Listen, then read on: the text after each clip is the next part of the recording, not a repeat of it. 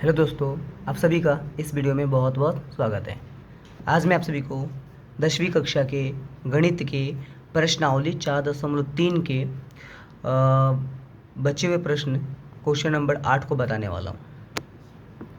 देखिए, सबसे पहले हम क्या करते हैं कि इस प्रश्न को हल करने से पहले इसे हम अच्छे तरीके से पढ़ लेते हैं। देखिए, लिखा हुआ है, एक रेलगाड़ी एक समान चाल से 360 किलोमीटर की दूरी तय करती है। तो ये कितनी दूरी तय करती है? ये जो है, एक रेलगाड़ी एक समान चाल से 360 किलोमीटर की दूरी तय करती है।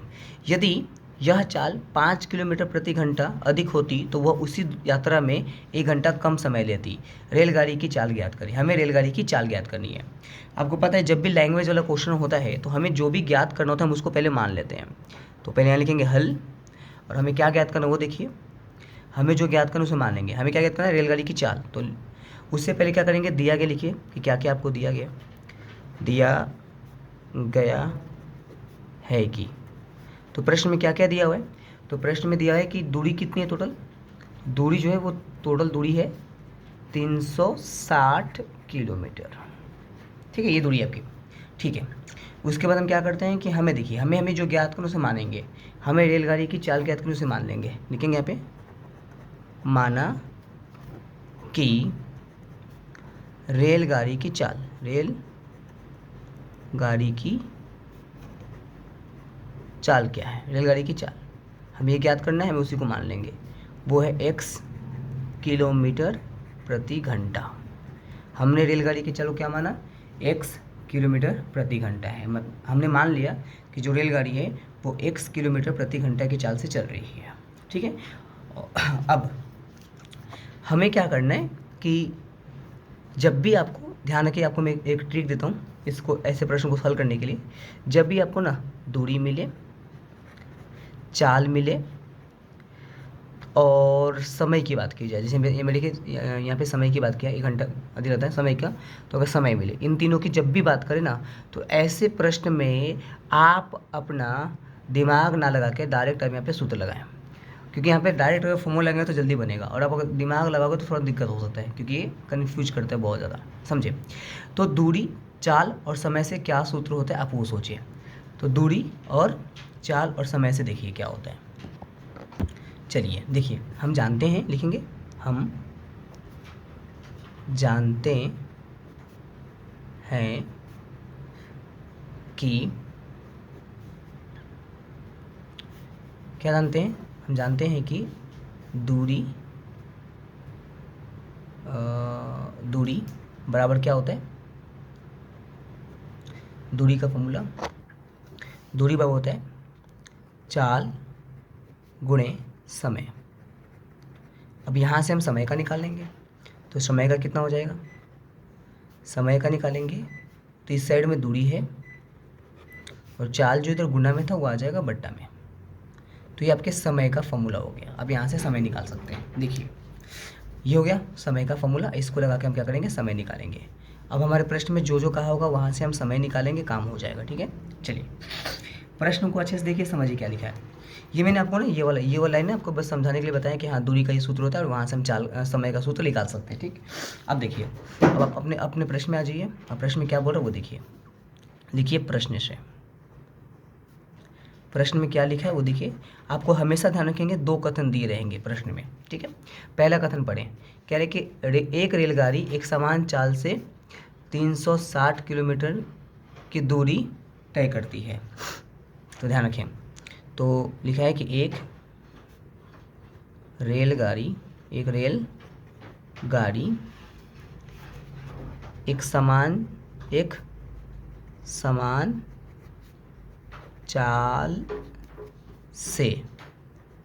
360 किलोमीटर की दूरी तय करती है। ठीक है, अब इस वाले बात में समझे क्या है। ये कह रहा है कि जो चाल है ना वो एक समान है। तो जो चाल है वो एक समान है, और चाल को हमने क्या माना है? एक समान मतलब x है, x किलोमीटर प्रति घंटा, ये चाल है। दूरी कितनी आ गई यहाँ पे? दूरी आपकी आ गई 360 किलोमीटर। आपको यहाँ पे समय निकालना है। समय का सूत्र क्या होता है? दूरी बटा चाल। चलिए आगे समझें कि समय का आपको निकालना, तो समय का समय और दूरी कितना है? दूरी आपका देखिए 360 किलोमीटर है। चाल कितना है? x से है। ठीक है, अब यहाँ से समय को आप लिख सकते हैं t, ये हो जाएगा 360 बटे में x। तो ये आपका आ गया पहले कथन से पहला समीकरण। इसको समीकरण 1 मान लीजिए। फिर प्रश्न में आइए, और फिर प्रश्न में देखिए क्या लिखा हुआ है। फिर कह रहे कि यदि यह चाल 5 किलोमीटर अधिक हो जाए तो वह उसी यात्रा को तय करने में 1 घंटा कम समय लेती है। तो हम क्या करें? चाल को बढ़ा दें। ठीक है, समझे? हम क्या करते हैं कि यदि चाल को कितना करना है? चाल को 5 किलोमीटर प्रति घंटा बढ़ा देना है। तो हम क्या करें? यदि चाल को 5 किलोमीटर प्रति घंटा बढ़ा दिया जाए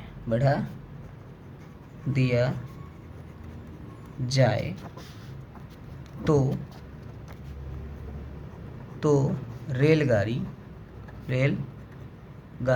उसी यात्रा को तय करने में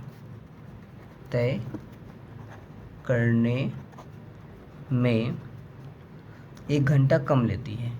1 घंटा कम लेती है। यहाँ से समझे, दूरी तो अभी भी वही है क्योंकि बोला कि उसी यात्रा को। ठीक है, इस बार चाल क्या हो गया? चाल समझे, चाल में क्या हुआ कि जो पहले था, तो पहले x था, उसमें 5 किलोमीटर कम कर दीजिए, तो 5 किलोमीटर हमने कम कर दिया। ठीक है, तो चाल आपका ये हो गया, ये हो गया आपका 5 किलोमीटर कम करके प्रति घंटा। और आपका दूरी उसी यात्रा को बोला है कि उसी यात्रा को तय करना में दूरी उतना ही है 360 किलोमीटर। आपको फिर इसमें भी क्या निकालना है? समय निकालना है। समय का सूत्र क्या होता है आपको पता है? समय का सूत्र होता है दूरी बटा चाल।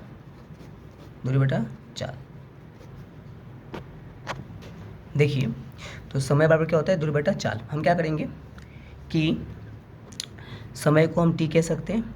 ठीक है, और ये जो समय है वो 1 घंटा कम हो जाता है। ठीक है, और 1 घंटा कब कम होता है? जब देखिए दूरी तो उतनी है, दूरी में कोई दिक्कत नहीं है। जब जो चाल है ना, चाल पहले x था और इसको हम लोग क्या करते हैं? इस चाल को 5 किलोमीटर बढ़ा देते हैं, और यहाँ पे माइनस नहीं होगा, ये बढ़ेगा। ठीक है, प्लस होगा। ठीक है, ये बढ़ रहा है, चाल बढ़ रहा है इसलिए। ठीक, अब देखिए, अब इसे एक को उधर भेज देते हैं। क्यों?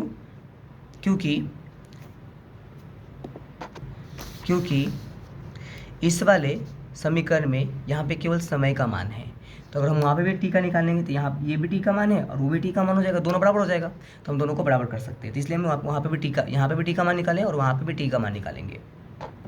समझे? अब यहाँ से टी का मान निकालने के लिए क्या करेंगे? देखिए, इस 1 को उधर भेजेंगे तो 360 बटे में x + 5 है, और ये माइनस में इधर आएगा तो प्लस में, इसके बटे में 1 देंगे और इसको सॉल्व करेंगे। तो t = क्या आएगा? समझे कि, या फिर इसको ऐसे भी दे सकते हैं। चलिए, इन दोनों के एलसीएम आ गया x + 5 और ये आ गया 360, और यहाँ से किया तो वही x + 5 रहेगा। ठीक है, इसको सॉल्व कर लेते थोड़ा सा। तो t = ये 60 और 5 365 हो जाएगा, और ये x बटे में आ जाएगा x + 5। ठीक है, ये भी t का मान हो गया। अब देखिए, दोनों t का मान, 2 समीकरण हो गए, तो हम दोनों समीकरण की तुलना करेंगे। लिखेंगे समीकरण 1 समीकरण 2 की तुलना करने पर, समीकरण 1 व समीकरण 2 की तुलना करने पर, 2 की तुलना करने पर जब तुलना करेंगे तो आप देख सकते हैं कि ये भी टी के बराबर है, वो भी टी था, तो LHS बराबर था, चूँकि LHS बराबर है LHS के, इसलिए RHS बराबर होगा RHS के। तो हम RHS बराबर करेंगे। ठीक है, अब उसमें देखते हैं RHS कितना था हमारे पास। तो इसमें जो RHS है देखिए देखिए LHS ये भी टी है, वहाँ उधर भी LHS टी है, तो बराबर हो गया। तो हम RHS को बराबर करेंगे, ये 360 बटा 60 है एक से, तो वो था उधर 360 बट्टा एक्स था, ये RHS था। और इस वाले समीकरण में RHS कितना है, देखिए यहाँ पे कितना है 365 प्लस में एक से है, अब बट्टे में x प्लस 5 है। अब इसको सॉल्व करेंगे। देखिए सबसे पहले हम क्या करेंगे कि हम क्रॉस मल्टीप्लाई कर लेते हैं, ठीक है। इससे इसमें किया तो 365 और ये x आ जाएगा, प्लस प्लस प्लस रहता है तो x से x में किया तो x स्क्वायर, इस x से इन दोनों में गुणा कर दिया। आगे 60 से करेंगे, 360 से इसमें किया तो 360x, और 360 से 5 में किया, देखिए ये तो 0 हो जाएगा, और 6 5 30 हो जाएगा, और 15 और 3 18 हो जाएगा, ठीक है 1800। ठीक, अब हम क्या करते हैं यहाँ पे कि एक्स स्क्वायर को पहले रखते हैं, तो यहाँ पे हमने एक्स स्क्वायर को पहले रख लिया, एक्स स्क्वायर को पहले रख लिया, 365 एक्स को यहाँ पे लिख दिया, और ये जो उस साइड था ना ये प्लस में था उसको इधर लेके आ गए तो 360 एक्स माइनस, और ये प्लस है तो इसको भी इधर लेगा तो ये भी माइनस 1800। अब इधर का दोनों अंक हम इधर लेके चले जाए, अभी कितना बच गया 0, इसको आगे सॉल्व करते हैं। देखिए अब हम क्या करते हैं कि ये हमारे पास है एक्स स्क्वायर, और एक चीज़ और, ये या का चिन्ह देना नहीं बोलना सब में, ठीक है, ऊपर सब में या का चिन्ह दे दीजिएगा, ठीक है। देखिए अब ये 365 में से 360 गया तो बचा कितना 5x, प्लस वाला ज़्यादा इसलिए प्लस का चिन्ह, और माइनस में कितना है 1800 बराबर 0। देखिए अब ध्यान से देखिएगा, ये एक्स स्क्वायर, ये x के पावर 1 और ये अंक पावर 2 पावर 1 पावर अंक, ऐसा जब भी होता है तो ये गुणनखंड का रूप है, इसका हमें गुणनखंड करना है। अब देखिए यहाँ पे 1800 है, ध्यान रखिएगा, इस 1800 को कैसे तोड़े कि गुणा करने पे 1800 आ जाए और जोड़ने घटाने पर आपका 5x आ जाए। देखिए समझें, ये बहुत बड़ी संख्या है, इसलिए हम इसको तोड़ने की कोशिश करेंगे, समझिए कैसे। हम क्या कर रहे हैं कि 1800 है मेरे पास, अब हमें तो नहीं पता कि हम ऐसा कौन सा दो अंक सोचे कि गुना करने पर 1800 हो जाए और जोड़ने घटाने पर कितना आ जाए 5 आ जाए, ठीक है। यहाँ देखिए कि गुणा करने पर 1800 आना चाहिए और जोड़ने घटाने पे 5 आना चाहिए, ठीक है, या तो जोड़ के आ जाए या तो घटा के आ जाए। तो हम क्या करेंगे, इस बड़ी संख्या का अभाज्य गुणनखंड निकालेंगे। ये 2 से कटेगा 900 आएगा इसका, फिर 2 से काटेंगे तो इसका 450 आएगा, फिर 2 से काटेंगे 225 आएगा, फिर अब ये 2 से नहीं कटेगा 5 से काटेंगे तो 5 चौके 20 और 5 यहाँ 25 आएगा, फिर ये 3 से काटेंगे या तो आएगा ये 15 बार में, और फिर जब इसको 3 से फिर काटेंगे तो 5 से एक बार ऐसे आएगा, ये कट गया। इसका मैंने पूरा अभाज्य गुणनखंड कर लिया। अब हमें क्या करना है, इन ये जो आपका दिख रहा है ना ये अभाज्य गुणनखंड, इनकी तुलना कर करके हमें 2 संख्याएं बनानी है, एक तरफ कुछ संख्या लेना है और एक तरफ कुछ संख्या लेना है। समझिए मैं ले रहा हूँ 2 दूनी 4, 4 दूनी 8 और ये 8 5 40, यहाँ तक मैंने ले लिया, तो यहाँ तक के सभी संख्याओं को मैंने एक साथ गुणा कर लिया तो हो गया 40। बचा जो अलग गुना कर लेंगे, 3 3 का 9, 9 5 45, तो इधर से गुना कर लिया तो ये आ गया 45। तो देखिए ये 40 लिया और 45 लिया, अब 40 को 45 को ना ये चूँकि इन्हीं को मिलाकर न किए तो इस सबको गुणा कर देंगे तो कितना आ जाएगा 1800 आ जाएगा, यानी कि 40 को 45 को गुणा करेंगे तो कितना आ जाएगा 1800, ठीक है। गुणा करने पर 1800 आ जाएगा और इनको अगर घटाएंगे ना तो 5 आ जाएगा, यानी कि हमें कितना रखना है 45 और 40, ठीक। अब 45 और 40 में बड़ा कौन है, तो 45 तो सबसे पहले बड़ा वाला रखा जाता है, तो हम सबसे पहले बड़ा रखेंगे। ये हो गया या का चिन्ह, x 2 गो है तो x मैंने 2 लिख दिया, और यहाँ पे हमें देखिए क्या करना है कि 2 अंक रखने हैं, एक 40 और एक 45, उसमें से बड़ा कौन है 45, तो हमें सबसे पहले बड़ा रखना है 45, और घट देखिए ये जो 5 है ये 5 घट के आएगा कि जुट के आएगा, घट के आएगा, तो 45 में से 40 को घटाना पड़ेगा। अब ये तो पहले से ही प्लस है तो घटाने के लिए हमें क्या करना पड़ेगा, इसके आगे यहाँ पे माइनस देना पड़ेगा, कितना 40x। अब 45 में से 40 जाएगा तो बचेगा 5x, ठीक है। और जो 1800 था 1800 को आप लिख सकते हैं 45 गुने 40 बराबर 0।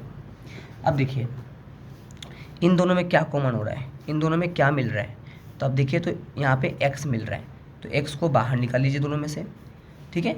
बचा कितना, यहाँ पे x बचा और यहाँ से x निकल गया तो केवल 45 बचा। अब यहाँ क्या मिला 40 बाहर आ गया, और ध्यान रखिएगा माइनस आप बाहर निकाल चुके हैं, इसीलिए देखिए 40 यहाँ से 40 के बाद बचा x, और ये जो माइनस था वो बाहर निकल के, इसलिए यहाँ पे माइनस जब कॉमन करते हैं तो माइनस वाला प्लस हो जाता है, तो ये माइनस वाला क्या हो जाएगा प्लस, और ये 40 कॉमन हो चुका है तो कितना बचेगा 45। फिर से देखिए ये वाला बॉक्स फिर से कॉमन आ रहा है, तो फिर से इसको कॉमन करिए, x प्लस 45, ये भी बाहर आ गया, बचा कौन x, देखिए इधर बचा x, ये डब्बा तो हम निकाल चुके हैं माइनस 40, और ये वाले बाहर निकाल चुके हैं बराबर 0। अब यहाँ समझिए कि जब ये गुना में रहते हैं ना दोनों, ये दोनों ब्रैकेट अगर गुना में है बराबर 0 है, तो इसका मतलब क्या होता है कि पहले वाला डब्बा 0 के बराबर, फिर दूसरा वाला डब्बा 0 के बराबर, यानी कि ब्रैकेट, यहाँ से x की वैल्यू आ जाएगी -45 और यहाँ से x का आ जाएगा 40। अब देखिए आपके पास x के दो वैल्यू है, एक तो -45 और एक 40। अब हमें क्या करना था, रेलगाड़ी की चाल, हमने x को क्या माना था, रेलगाड़ी की चाल लिखेंगे, चूँकि रेलगाड़ी की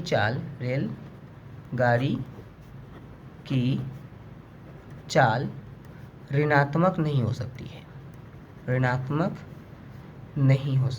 नहीं हो सकती है।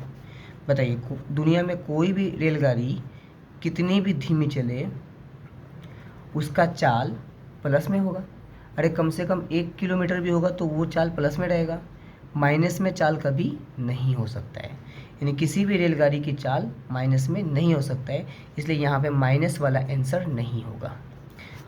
इसलिए x बराबर कितना होगा 40, अतः रेलगाड़ी की चाल कितनी हो जाएगी, रेलगाड़ी की चाल जो है वो हो जाएगी x = 40 किलोमीटर प्रति घंटा।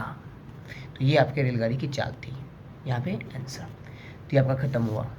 तो यहाँ पे क्वेश्चन नंबर 8 ख़त्म हुआ, प्रश्नावली 4.3 का।